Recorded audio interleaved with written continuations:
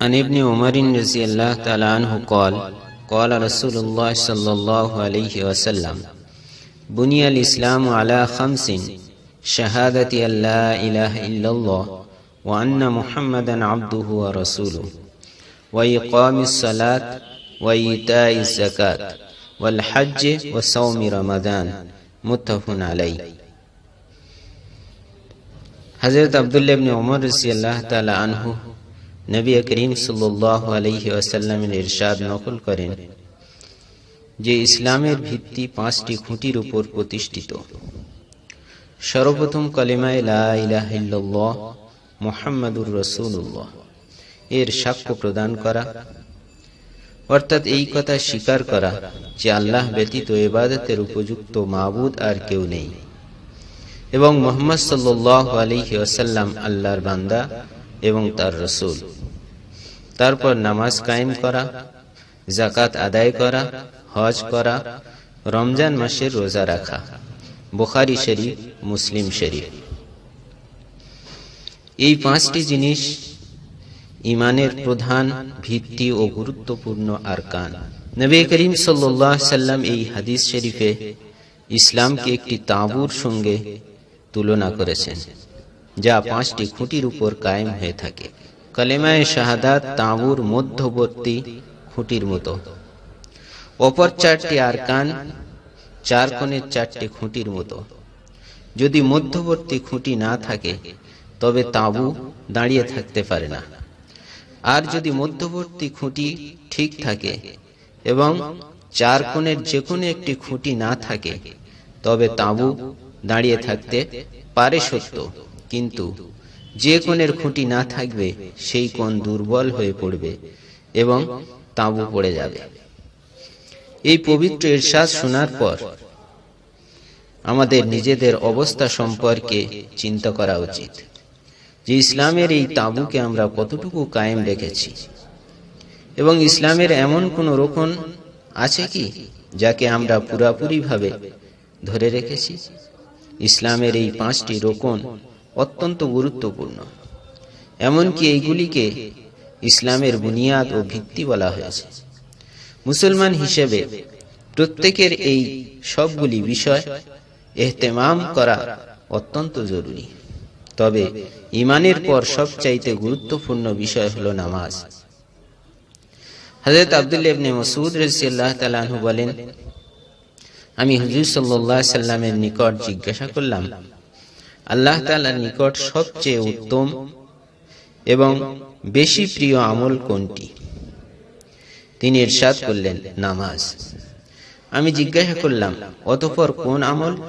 তিনি বললেন, পিতামাতার সঙ্গে সদ্ব্যবহার করা। আমি জিজ্ঞাসা করলাম, অতঃপর কোন আমল? তিনি বললেন, আল্লাহর পথে জিহাদ করা। বুখারী শরীফ ও মুসলিম শরীফ। মোল্লা আলী কারি রহমতুল্লাহ আলাইহি বলেন, উক্ত হাদিসে ওলামাদের এই কথার দলিল রয়েছে যে ঈমানের পর নামাজের স্থান সবার আগে।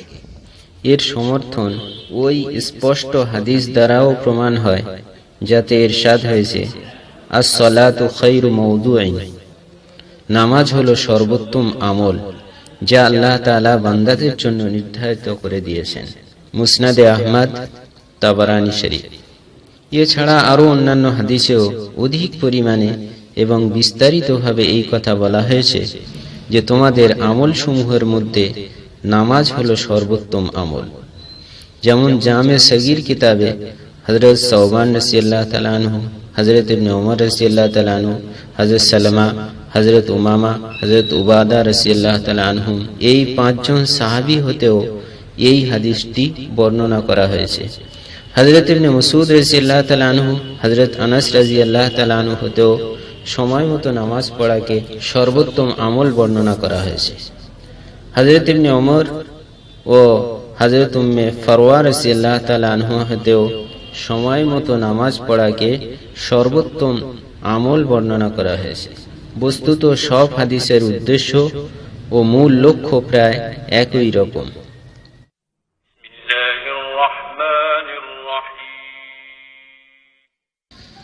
عن أبي ذر رضي الله تعالى عنه أن النبي صلى الله عليه وسلم خرج في الشتاء والورق يتحافت فأخذ بغصن من شجرة قال فجعل ذلك الورق يتحافت فقال يا أبا ذر قلت لبيك يا رسول الله قال إن العبد المسلم لا يصلي الصلاة يريد بها وجه الله فتحافت عنه ذنوبه كما تحافت هذا الورق عن هذه الشجرة رواه أحمد بإسناد حسن والترغيب ومشكات।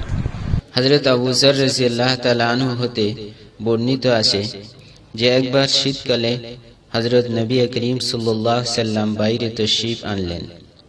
তখন গাছ হতে পাতা ঝরে পড়ছিল। তিনি গাছের একটি ডাল ধরলেন, ফলে তার পাতা আরো বেশি ঝরতে লাগলো। তিনি বললেন, হে আবু যর, মুসলমান বান্দা যখন ইখলাসের সাথে আল্লাহর জন্য নামাজ পড়ে তখন তার গুনাহসমূহ এইভাবে ঝরে যায় যেমন এই গাছের পাতা ঝরে পড়ছে। মুসনাদে আহমদ, তরগিব, মিশকাত শরীফ। ফায়দা: শীতের মৌসুমে গাছের পাতা এত বেশি ঝরে পড়ে যে কোনো কোনো গাছে একটি পাতাও থাকে না। নবী করিম সাল্লাল্লাহু আলাইহি ওয়াসাল্লামের পবিত্র ইরশাদ হলো, ইখলাসের সহিত নামাজ পড়ার ফলও এইরূপ যে নামাজ আদায়কারীর সমস্ত গুনাহ মাফ হয়ে যায়, একটিও বাকি থাকে না।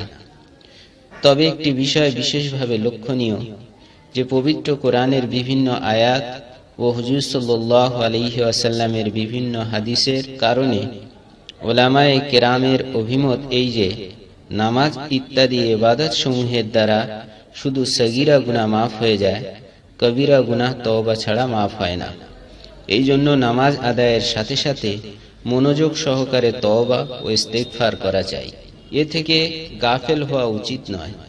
অবশ্য আল্লাহ তাআলা যদি আপন দয়া ও অনুগ্রহে কারো কবিরা গুনাহ মাফ করে দেন তবে তা ভিন্ন কথা। হযরত আবু উসমান রাদিয়াল্লাহু তাআলা আনহু বলেন, আমি হযরত সালমান রাদিয়াল্লাহু তাআলা আনহুর সাথে একটি গাছের নিচে বসেছিলাম।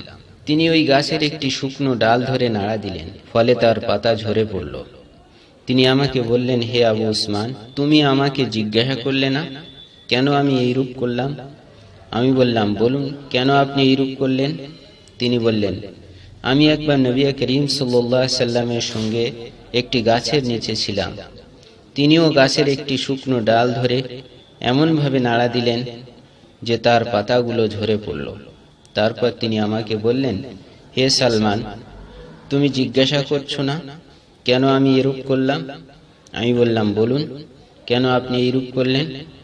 তিনি ইরশাদ করলেন, যখন কোনো মুসলমান ভালোভাবে উযু করে 5 ওয়াক্ত নামাজ আদায় করে তখন তার গুনাহসমূহ এইভাবে ঝরে পড়ে যেমন এই সকল পাতা ঝরে পড়ে যাচ্ছে। তারপর তিনি কোরআন শরীফের এই আয়াত তেলাওয়াত করলেন, আকিমিস সালাতা তরফাইন নাহার ওয়া সুলাফাম মিনাল লাইল ইন্নাল হাসানাত ইযহিবনাস সাইয়্যাত যালিকা যিকরা লিয-যাকিরিন।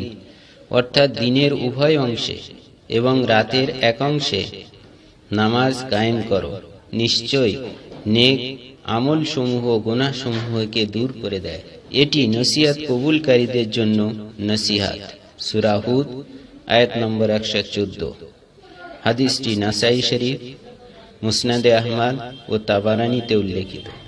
ফায়দা: হযরত সালমান রাদিয়াল্লাহু তাআলা আনহু যে আমল করে দেখালেন তা সাহাবায়ে কিরাম রাদিয়াল্লাহু আনহুমদের নবী করিম সাল্লাল্লাহু আলাইহি সাল্লামের প্রতি ইশক ও মহব্বতের সামান্যতম নমুনা মাত্র।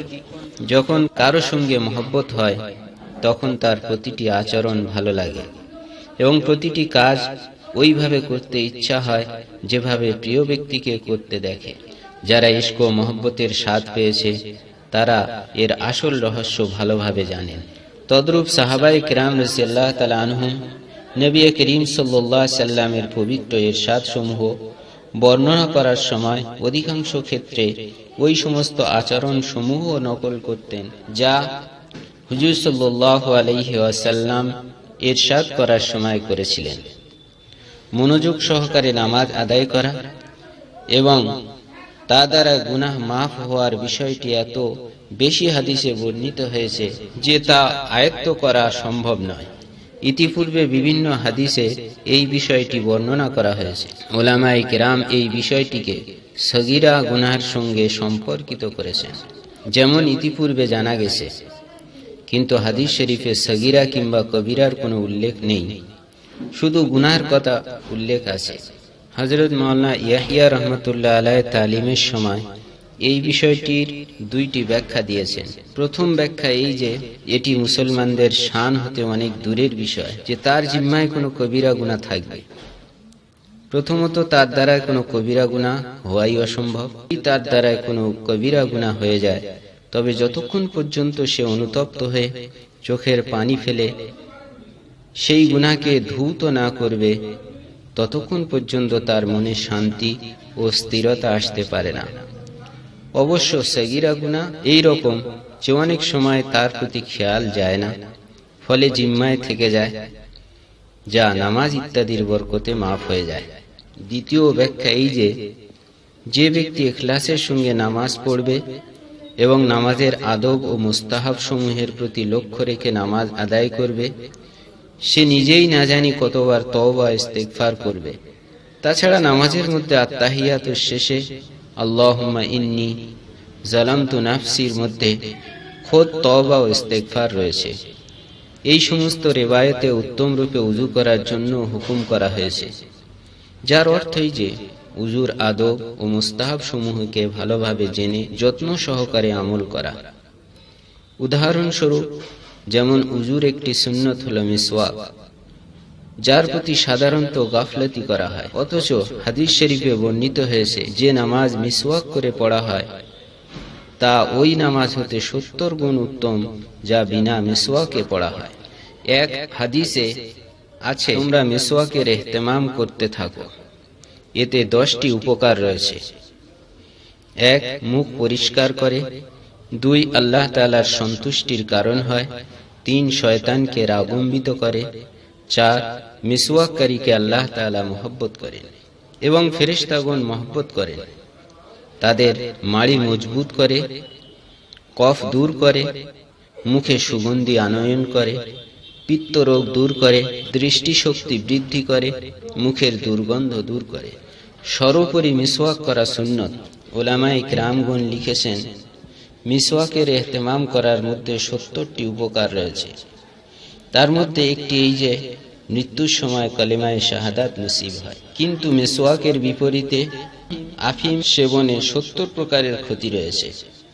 তার মধ্যে একটি এই যে মৃত্যুর সময় কলেমা স্মরণ হয় না। উত্তম রূপে উযু করার ফজিলত সমূহ বহু হাদিসে বর্ণিত হয়েছে। কিয়ামতের দিন উযুর অঙ্গসমূহ উজ্জ্বল ও চমকদার হবে এবং এর দ্বারা হুজুর সাল্লাল্লাহু আলাইহি ওয়াসাল্লাম সঙ্গে সঙ্গে আপন উম্মতকে চিনতে পারবেন।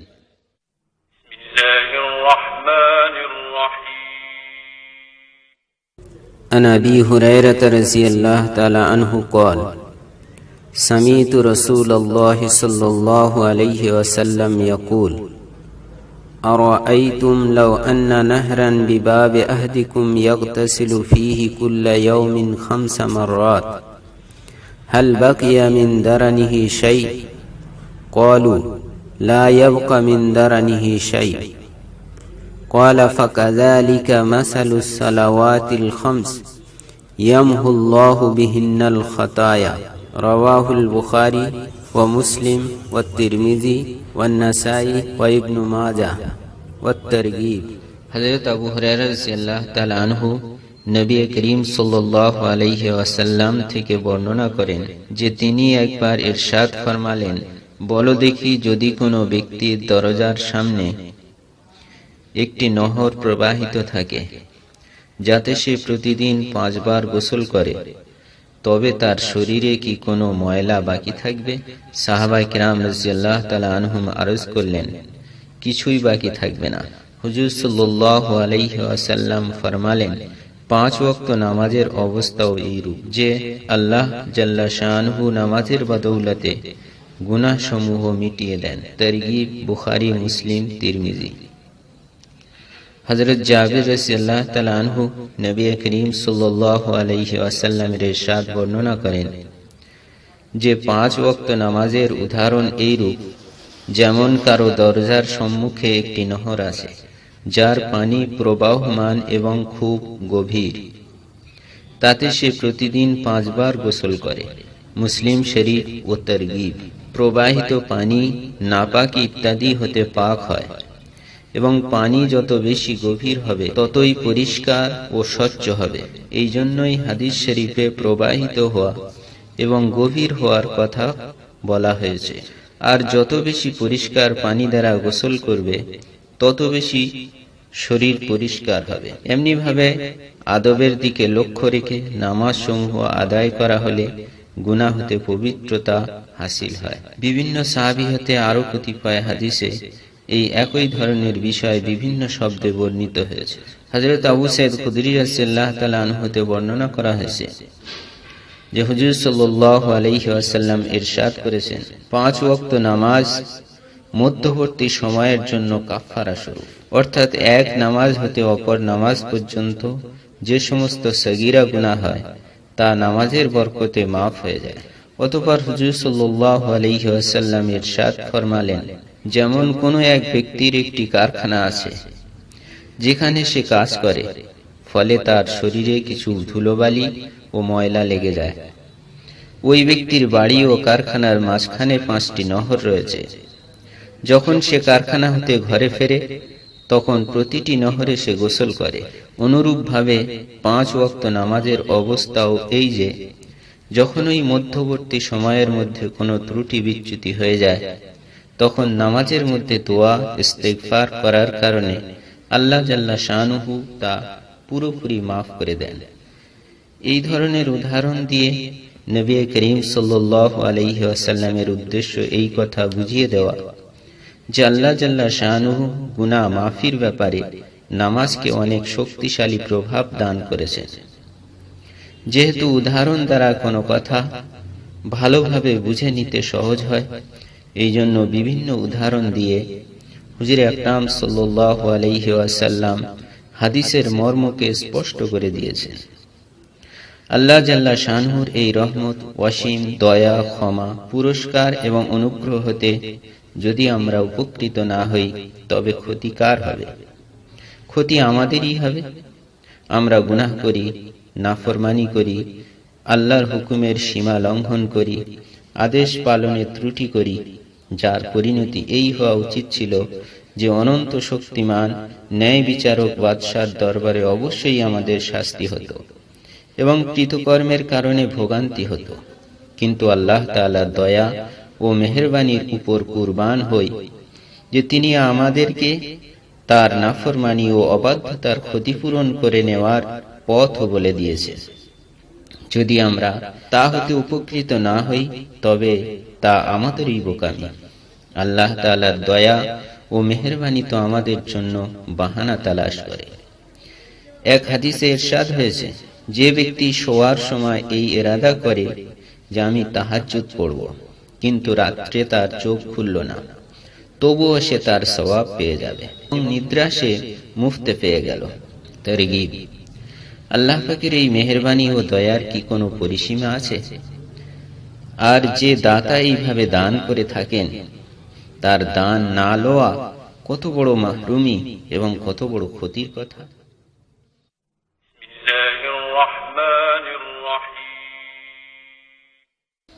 عن حذيفة رضي الله تعالى عنه قال كان رسول الله صلى الله عليه وسلم إذا حزبه أمر فزع إلى الصلاة رواه أبو داود أحمد ودر منصور। হযরত হুযায়ফা রাদিয়াল্লাহু তাআলা আনহু বলেন, নবী করিম সাল্লাল্লাহু আলাইহি ওয়াসাল্লাম যখন কোনো কঠিন সমস্যার সম্মুখীন হতেন তৎক্ষণাৎ তিনি নামাজে মনোনিবেশ করতেন। দুররে মনসুর, আবু দাউদ ও আহমদ। ফায়দা: নামাজ আল্লাহ তাআলার বড় রহমত। এই জন্য প্রত্যেক পেরেশানির সময় নামাজে মনোনিবেশ করা যেন আল্লাহর রহমতের দিকেই ঝুঁকে পড়া। আর আল্লাহর রহমত যখন কারো অনুকূল ও সাহায্যকারী হয় তখন সাধ্য কি যে কোনো পেরেশানি বাকি থাকে? অনেক রিওয়ায়াতে বিভিন্নভাবে এই বিষয়টি বর্ণিত হয়েছে। সাহাবায়ে কিরাম রাদিয়াল্লাহু তাআলা আনহুম যারা প্রতিটি কদমে হুজুরে পাক সাল্লাল্লাহু আলাইহি ওয়াসাল্লামের অনুসারী ছিলেন, তাদের ঘটনাবলীতেও এটি বর্ণিত হয়েছে। হযরত আবু দারদা রাদিয়াল্লাহু তাআলা আনহু বলেন, যখন ধূলি ঝড় শুরু হতো তখন হুজুর সাল্লাল্লাহু আলাইহি ওয়াসাল্লাম মসজিদে তাশরীফ নিয়ে যেতেন এবং ঝড় শেষ না হওয়া পর্যন্ত মসজিদ হতে বের হতেন না। এমনিভাবে সূর্য ও চন্দ্রগ্রহণের সময়ও হুজুর সাল্লাল্লাহু আলাইহি ওয়াসাল্লাম নামাজে মনোনিবেশ করতেন। হযরত সুহাইব রাদিয়াল্লাহু তাআলা আনহু হুজুর সাল্লাল্লাহু আলাইহি ওয়াসাল্লাম থেকে বর্ণনা করেন যে পূর্ববর্তী আম্বিয়ায়ে কেরাম আলাইহিমুস সালামেরও এই অভ্যাস ছিল যে কোনো মুসিবতের সময় তারা নামাজে মশগুল হয়ে যেতেন। হযরত ইবনে আব্বাস রাদিয়াল্লাহু তাআলা আনহু একবার সফরে ছিলেন, পথিমধ্যে সংবাদ পেলেন যে তার পুত্রের ইন্তেকাল হয়ে গিয়েছে। তিনি উট হতে নেমে 2 রাকাত নামাজ আদায় করলেন, অতঃপর ইন্না লিল্লাহি ওয়া ইন্না ইলাইহি রাজিউন পড়ে নিলেন এবং বললেন, আমি তাই করেছি যা আল্লাহ তাআলা করতে হুকুম দিয়েছেন। তারপর কোরআন পাকের আয়াত তেলাওয়াত করলেন, ওয়াস্তাইনু বিস-সাবরি ওয়াস-সালাহ, সূরা বাকারা। অনুরূপ আরেকটি ঘটনাও বর্ণনা হয়েছে যে হযরত ইবনে আব্বাস রাদিয়াল্লাহু তাআলা আনহু কোথায় যাচ্ছিলেন, পথিমধ্যে তার ভাই কুসামের ইন্তেকালের খবর পেলেন। রাস্তার এক পাশে গিয়ে উট হতে নেমে 2 রাকাত নামাজ পড়ে নিলেন এবং আত্তাহিয়াতুর মধ্যে দীর্ঘ সময় পর্যন্ত দোয়া করতে থাকলেন। তারপর উটে সওয়ার হয়ে কোরআন পাকের আয়াত তেলাওয়াত করলেন, ওয়াস্তাইনু বিস-সাবরি ওয়াস-সালাহ ওয়া ইন্নাহা লাকাবীরাতুন ইল্লা আলাল খাশিন, সূরা বাকারা। আয়াতের অর্থ হলো, আল্লাহর সাহায্য হাসিল করো সবর ও নামাজের মাধ্যমে, এবং নিঃসন্দেহে এই নামাজ অত্যন্ত কঠিন কাজ, তবে যাদের অন্তরে খুশু খুজু রয়েছে, আল্লাহর ভয় রয়েছে, তাদের জন্য কঠিন নয়। তার সম্পর্কে আরো একটি ঘটনা উল্লেখ আছে যে হুজুর সাল্লাল্লাহু আলাইহি ওয়াসাল্লামের বিবিগণের কোনো একজনের ইন্তেকালের সংবাদ পেয়ে তিনি সিজদায় পড়ে গেলেন। একজন জিজ্ঞাসা করল যে এর কারণ কি? তিনি বললেন, হুজুর সাল্লাল্লাহু আলাইহি ওয়াসাল্লাম আমাদেরকে এটাই বলেছেন যে যখন তোমরা কোনো দুর্ঘটনা দেখো তখন সিজদায় অর্থাৎ নামাজে মশগুল হয়ে যাও। উম্মুল মুমিনিনের ইন্তেকালের চাইতে বড় দুর্ঘটনা আর কি হতে পারে? আবু দাউদ শরীফ। হযরত উবাদা রাদিয়াল্লাহু তাআলা আনহুর ইন্তেকালের সময় যখন নিকটবর্তী হলো, তখন তিনি উপস্থিত লোকদেরকে উদ্দেশ্য করে বললেন, আমি তোমাদের সকলকে আমার মৃত্যুর পর কান্নাকাটি করতে নিষেধ করছি। যখন আমার রূহ বের হয়ে যাবে তখন প্রত্যেকেই উযু করে এবং আদবের প্রতি লক্ষ্য রেখে উযু করবে, তারপর মসজিদে গিয়ে নামাজ পড়বে এবং নামাজ পড়ে আমার জন্য আল্লাহর কাছে গুনাহ মাফির জন্য দোয়া করবে, কেননা আল্লাহ তাআলার হুকুম হয়েছে, ওয়াস্তাইনু বিস-সাবরি ওয়াস-সালাহ। তারপর তোমরা আমাকে কবরের মধ্যে দাফন করবে। হযরত উম্মে কুলসুম রাদিয়াল্লাহু তাআলা আনহার স্বামী হযরত আব্দুর রহমান রাদিয়াল্লাহু তাআলা আনহু অসুস্থ ছিলেন। একবার তিনি এমন বেহুশ হয়ে পড়লেন যে সকলেই তার ইন্তেকাল হয়ে গিয়েছে বলে সাব্যস্ত করল। হযরত উম্মে কুলসুম রাদিয়াল্লাহু তাআলা আনহা উঠলেন এবং নামাজের নিয়ত বাঁধলেন। তিনি নামাজ হতে ফারেগ হলে হযরত আব্দুর রহমান রাদিয়াল্লাহু তাআলা আনহু হুঁশ ফিরে পেলেন। লোকদেরকে জিজ্ঞাসা করলেন, আমার অবস্থা কি মৃত্যুর মতো হয়েছিল? লোকেরা আরজ করল, জি হ্যাঁ। তিনি বললেন, 2 জন ফেরেশতা আমার নিকট আসলো এবং আমাকে বলল, চলো, আহকামুল হাকিমিনের দরবারে তোমার ফয়সালা হবে। এই কথা বলে তারা আমাকে নিয়ে যেতে লাগলো। এমন সময় তৃতীয় একজন ফেরেশতা আসলো এবং সেই 2 জনকে বলল, তোমরা চলে যাও। ইনি ওই সমস্ত লোকদের মধ্যে একজন যাদের তকদিরে সৌভাগ্য ওই সময় লিখে দেওয়া হয়েছে যখন তারা মায়ের পেটে ছিলেন। এখনো তার দ্বারায় তার সন্তানগণের আরো অনেক উপকার হাসিল করা বাকি রয়েছে। এরপর হযরত আব্দুর রহমান রাদিয়াল্লাহু তাআলা আনহু 1 মাস পর্যন্ত জীবিত ছিলেন। তারপর তিনি ইন্তেকাল করেন। দুররে মনসুর। হযরত নজর রাদিয়াল্লাহু তাআলা আনহু বলেন, একবার দিনের বেলায় ঘোর অন্ধকার হয়ে গেল। আমি দৌড়ে হযরত আনাস রাদিয়াল্লাহু তাআলা আনহুর খেদমতে হাজির হলাম। আমি জিজ্ঞাসা করলাম, হুজুর সাল্লাল্লাহু আলাইহি সাল্লামের জামানায় কখনো কি এইরূপ অবস্থা হয়েছিল? তিনি বললেন, খোদার পানা, হুজুর সাল্লাল্লাহু আলাইহি ওয়াসাল্লামের জামানায় তো সামান্য জোরে বাতাস হলে আমরা ছুটে মসজিদে চলে যেতাম আর মনে করতাম না জানি কিয়ামত এসে গেল নাকি। আবু দাউদ শরীফ। হযরত আব্দুল্লাহ ইবনে সালাম রাদিয়াল্লাহু তাআলা আনহু বলেন, যখন নবী করিম সাল্লাল্লাহু আলাইহি সাল্লামের ঘরওয়ালাদের উপর কোন রকম অভাব অনটন দেখা দিত, তখন তাদেরকে নামাজের হুকুম করতেন এবং এই আয়াত তেলাওয়াত করতেন, ওয়া'মুর আহলাকা বিস-সালাত ওয়াসতাবির আলাইহা লা নাসআলুকা রিজকান নাহনু নারযুকুকা ওয়াল আকিবাতু লিত-তাকওয়া। হে রাসূল, আপন ঘরওয়ালাদেরকে নামাজের হুকুম করতে থাকুন এবং নিজেই তার ইহতিমাম করুন। আপনাকে রুজি উপার্জনে লাগাতে চাই না, রুজি তো আপনাকে আমিই দেব। সূরা তাহা। এক হাদিসে বর্ণিত আছে, যখন কারো কোনো প্রয়োজন দেখা দেয়, তা দ্বীনি প্রয়োজন হোক বা দুনিয়াবি, তার সম্পর্কে আল্লাহ পাকের সাথে হোক বা কোনো মানুষের সাথে হোক, তার উচিত যেন সে খুব ভালো করে ওযু করে এবং 2 রাকাত নামাজ পড়ে, তারপর আল্লাহ তাআলার হামদ ও সানা পাঠ করে এবং দরুদ শরীফ পড়ে, তারপর নিম্ন দোয়াটি পাঠ করে। ইনশাআল্লাহ তার প্রয়োজন নিশ্চয়ই পুরো হবে। দোয়াটি এই, লা ইলাহা ইল্লাল্লাহুল হালিমুল কারীম, সুবহানাল্লাহি রাব্বিল আরশিল আযীম, আলহামদুলিল্লাহি রাব্বিল আলামিন, আসআলুকা মুজিবাতি রাহমাতিক ওয়া আসাইমা মাগফিরাতিক ওয়াল গনিমাতা মিন কুল্লি বিরর ওয়াস সালামাতা মিন কুল্লি ইসম, লা তাদা লি যামবান ইল্লা গফারতা ওয়ালা হাম্মান ইল্লা ফারাজতা ওয়ালা হাজাতান হিয়া লাকা রিযান ইল্লা কাযাইতাহা ইয়া আরহামার রাহিমিন। বিসমিল্লাহির রাহমানির রাহিম। হযরত ওয়াহাব ইবনে মুনাব্বিহ রাহমাতুল্লাহ আলাইহি বলেন, আল্লাহ তাআলার নিকট নিজের প্রয়োজন নামাজের মাধ্যমে চাওয়াই নিয়ম। পূর্ববর্তী লোকগণের যখন কোনো সমস্যা দেখা দিত, তখন তারা নামাজের দিকেই মনোনিবেশ করতেন। যার উপর কোনো মুসিবত আসতো, তৎক্ষণাৎ নামাজের দিকেই রুজু হতেন। বর্ণিত আছে যে কুফা নগরে একজন কুলি ছিল, যার উপর মানুষের খুব আস্থা ছিল। বিশ্বস্ত হওয়ার কারণে ব্যবসায়ীদের মালপত্র, টাকা পয়সা ইত্যাদিও আনা নেওয়া করত। একবার সে সফরে যাচ্ছিল, পথিমধ্যে একজন লোকের সঙ্গে সাক্ষাৎ হলো। লোকটি জিজ্ঞাসা করলো, কোথায় যাচ্ছেন? কুলি বলল, অমুক শহরে। লোকটি বলতে লাগলো, আমিও যাব। আমার পক্ষে পায়ে হেঁটে চলা সম্ভব নয়। যদি সম্ভব হতো তাহলে তোমার সঙ্গে পায়ে হেঁটে আমি যেতাম। তোমার জন্য কি সম্ভব যে 1 দিনার ভাড়ার বিনিময়ে তুমি আমাকে খচ্চরে চড়িয়ে নেবে? কুলি তাতে রাজি হলো। লোকটি সওয়ার হয়ে গেল। পথিমধ্যে একটি দ্বিমুখী রাস্তা পড়ল। লোকটি জিজ্ঞাসা করলো, কোন দিকে যেতে চাও? কুলি সর্বসাধারণ লোক যে পথে চলে সেই পথের কথা বলল। লোকটি বলল, এই ভিন্ন পথটি নিকটবর্তী হবে এবং জানোয়ারটির জন্য সুবিধাজনক হবে, কারণ এই রাস্তায় প্রচুর ঘাসের ব্যবস্থাও আছে। কুলি বলল, আমি এই রাস্তা দেখিনি এবং চিনিও না।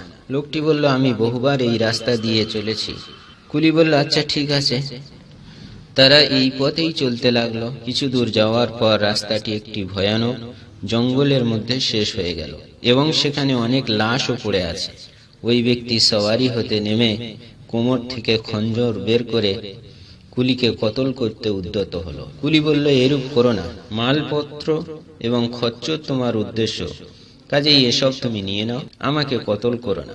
লোকটি কুলির এই কথা মানল না, বরং কসম খেয়ে বলল যে আগে তোমাকে মারব, তারপর এই সব নেব। কুলি অনেক অনুনয় বিনয় করল, কিন্তু ওই জালেম কোনো কিছুই মানল না।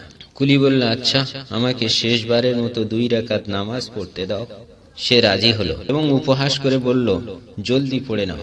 এই মুর্দা লোকগুলিও এইরকম আবেদন করেছিল, কিন্তু নামাজ তাদের কোনো কাজে আসেনি। কুলি নামাজ পড়তে আরম্ভ করলো। আলহামদ শরীফ পড়ার পর কোন সূরা তার মনে আসছিল না। ওইদিকে জালেমও দাঁড়িয়ে তাড়াতাড়ি করছিল যে জলদি নামাজ শেষ করো। এইদিকে মনের অজান্তেই কুলির জবান হতে এই আয়াত বের হলো, আম্মা ইউজিবুল মুজতার, সূরা নামল। সে এই আয়াত পড়ছিল আর কাঁদছিল। এমন সময় চকচকে লোহার টুপি পরিহিত একজন আরোহী সামনে আসলো। সে বর্ষা মেরে সেই জালেম লোকটিকে হত্যা করল। এবং যেখানে লোকটি মরে পড়ল সেইখান থেকে আগুনের শিখা উঠতে লাগলো। উক্ত নামাজি বেএখতিয়ার সেজদায় পড়ে গেল, আল্লাহর শুকর আদায় করল। নামাজের পর আরোহী ব্যক্তির দিকে দাঁড়িয়ে গেল এবং জিজ্ঞাসা করল, আল্লাহর হস্তে এইটুকু বলুন যে আপনি কে, কিভাবে এখানে আসলেন? আরোহী বলল, আমি আম্মাই ইয়াজিবুল মুজতাররার গোলাম। এখন তুমি বিপদ মুক্ত হয়েছো, যেখানে ইচ্ছা যেতে পারো। এই বলে আরোহী চলে গেল। নুজহাতুল মাজালিস। প্রকৃতপক্ষে নামাজ এমনই বড় দৌলত যে আল্লাহ তাআলার সন্তুষ্টি ছাড়াও দুনিয়ার বহু মুসিবত থেকে নাজাতের কারণ হয়, আর দিলের শান্তি তো লাভ অবশ্যই হয়ে থাকে। ইবনে সিরিন রাহমাতুল্লাহ আলাইহি বলেন, যদি আমাকে জান্নাতে প্রবেশ করা এবং 2 রাকাত নামাজ পড়ার মধ্যে অধিকার দেওয়া হয়, তবে আমি 2 রাকাত নামাজ পড়াকেই গ্রহণ করব। কেননা জান্নাতে প্রবেশ করা তো আমার নিজের খুশির জন্য, আর 2 রাকাত নামাজ পড়া হলো আমার মালিকের খুশির জন্য। হুজুর সাল্লাল্লাহু আলাইহি ওয়াসাল্লামের ইরশাদ রয়েছে, বড়ই ঈর্ষার পাত্র ওই মুসলমান যে হালকা পাতলা হয়, অর্থাৎ যার পরিবার পরিজনের বোঝা কম হয় আর যথেষ্ট পরিমাণে তার নামাজ পড়ার সুযোগ হয়, জীবিকার ব্যবস্থা কোনরূপে জীবন যাপনের মতো হয়, তার উপরে সে সবর করে জীবন যাপন করে দেয়, আল্লাহর ইবাদত ভালো করে করে, মানুষের নিকট অপরিচিত থাকে, শীঘ্র মৃত্যুবরণ করে, পরিত্যক্ত সম্পত্তি বেশি নেই, কান্নাকাটি করার লোকও তেমন নেই। জামে সগীর। এক হাদিসে এসেছে, নিজের ঘরে নামাজ বেশি বেশি করে পড়ো, ঘরে খায়ের বরকত এর দ্বারাই বৃদ্ধি পাবে। জামে সগীর।